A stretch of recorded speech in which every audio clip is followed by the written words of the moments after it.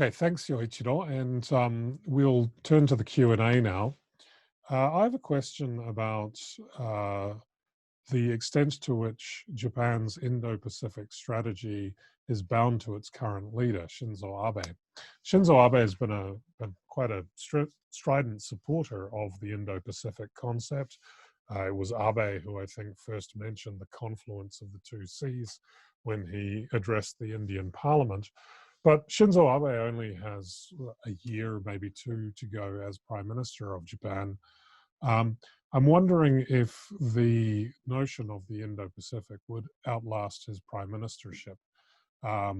What would Japan's Indo-Pacific strategy, if indeed there was one, look like under his successors? Is there going to be an opportunity for Japan to continue this strategy once Shinzo Abe is gone as prime minister? That's a very good question, I think. It's not just Abe per se, but how Abe works with his counterpart.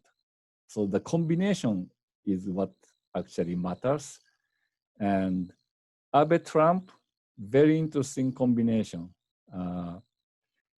Abe has been very skillfully handling Trump. And can other Japanese leaders do that? That's a question. But even bigger question is Trump going to be around? So that's another question. And will Biden have a similar kind of personality-related issue? I think that's possible. And handling Biden can be also equally challenging. So, but Abe's successor is going to have to deal with that. But I think the personality factor was also very important between Modi and Abe. I think they really got along with each other, and the promotion of India-Japan strategic partnership was really the credit to these two leaders, and without them, it might have been slower. But this India-Japan partnership has its own kind of limitation, more of a systemic limitations. And so the next leader promote this even more? I think it will slow down. And maybe that is one of the factors which stops the Quad from developing into a closer, well, I don't even want to use the word alliance, but closer network. All right, so we have a question here from Zara Kimpton, who, hello Zara, it's great to see you here, who is always ready with a question. Zara, by the way, is our national vice president. She has asked Japan, and well, she's stated Japan and Australia both played an important role in keeping the TPP on track after Trump pulled the United States out. She understands that the TPP is a more comprehensive trade agreement than the RCEP agreement. What do you think Japan's view of the current TPP is? The CPTPP? Yeah. Yeah. Well, from Japan's perspective, it was a good agreement Japan and other countries negotiated. And Japan's frustration is that the Trump, who pulled the US out of TPP, come back bilaterally to Japan and demand the same conditions, like the lower tariff on beef from the United States, and without giving its own concession in return. So that is what I'm talking in terms of the bullying by the United States. The multilateral negotiation contained the U.S. Nationalistic economic policy in the TPP framework, but now the U.S. is, trying to come back and reclaim the concessions Japan offered during the TPP negotiation without, doing America's own part of concession. So, Australia, is now, facing this kind of rival, because without the US, Australia has a, very strong competitiveness in the Japanese beef market. But now the US wants to equalize that. So, so that's a loss for the Australians. Okay, great. Well, staying with trade agreements, I guess we talked a lot about the RCEP. One question that's got a lot of attention is one by John Bruni. He says that the idea of the RCEP and its hopes were based on pre-COVID projections. COVID is here, it's shaking things up. What do you see as the post-COVID outlook for the RCEP? And has that diminished the energy, the projections that you've put up around the RCEP? Japanese government has been very interestingly quiet about the RCEP. When India pulled out, Japan said, well, we'll try our best to bring India back into the negotiation.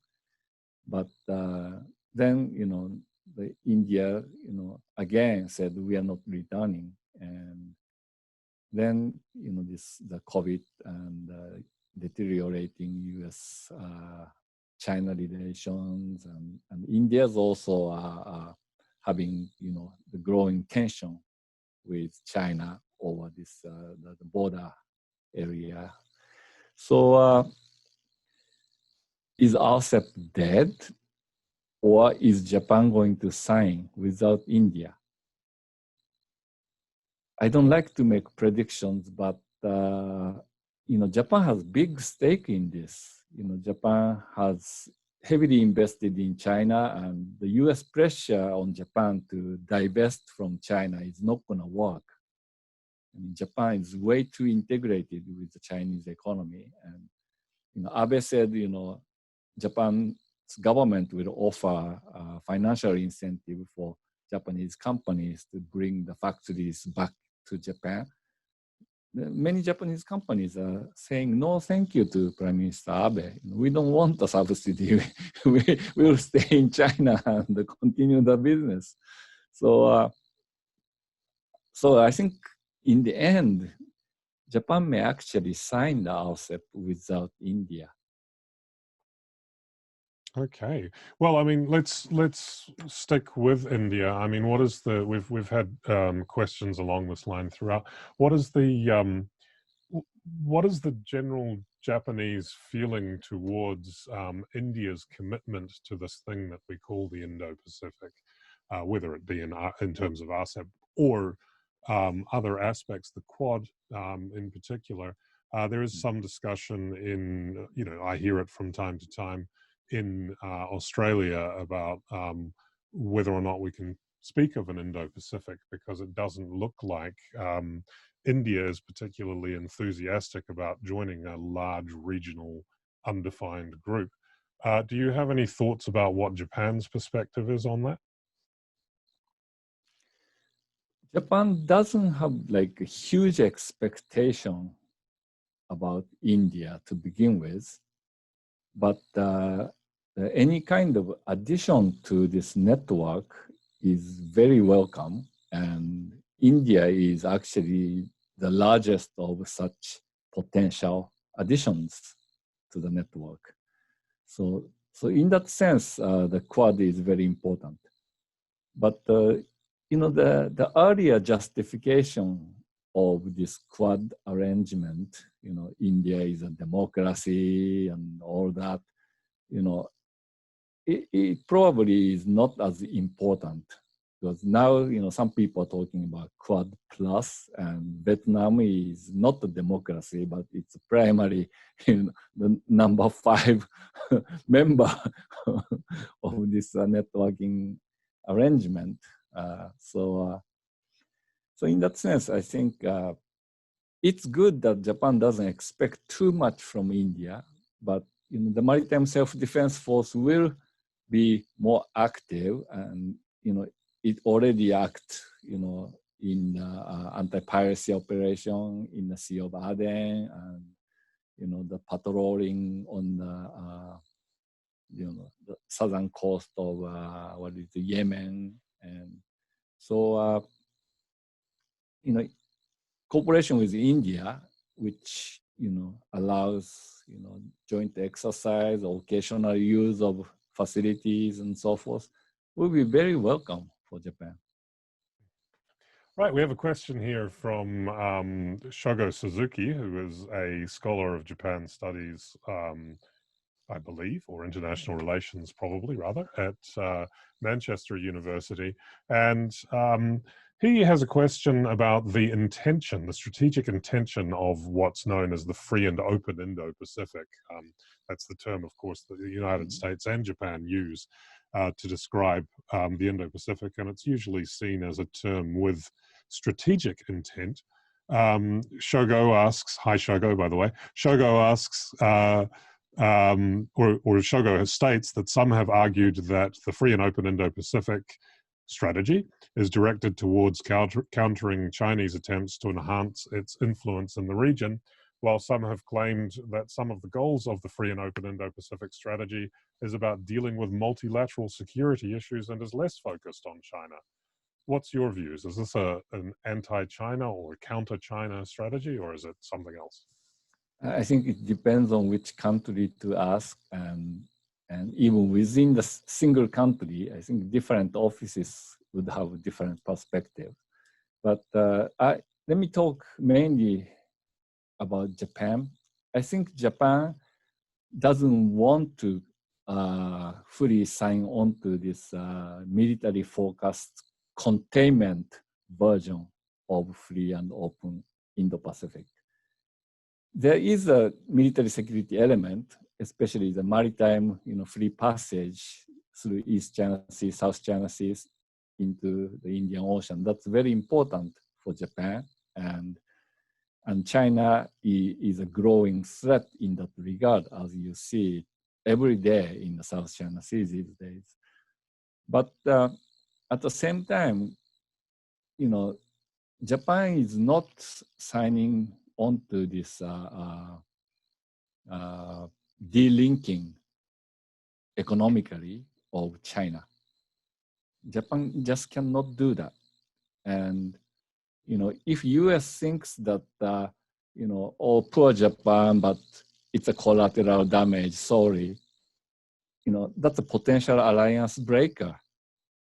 The Trump should be really aware of that risk of, declaring, the major trade war, economic war against China, because economy is integrated in the region, and, the damage to Japan would be just unbearable if US starts a full-scale trade war.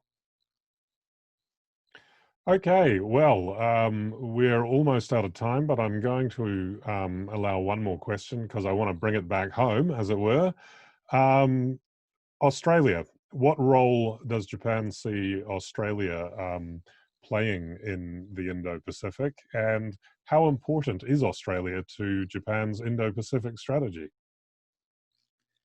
I think Australia is a very important partner. I think if democracy really matters, it matters especially between Japan and Australia.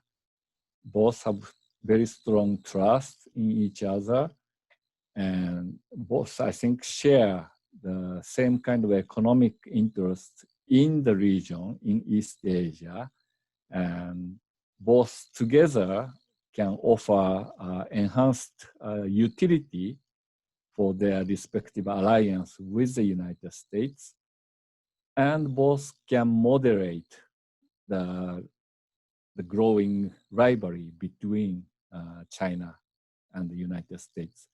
So for all these reasons, Japan and Australia as sort of middle powers, to borrow Professor Sawyer's analogy,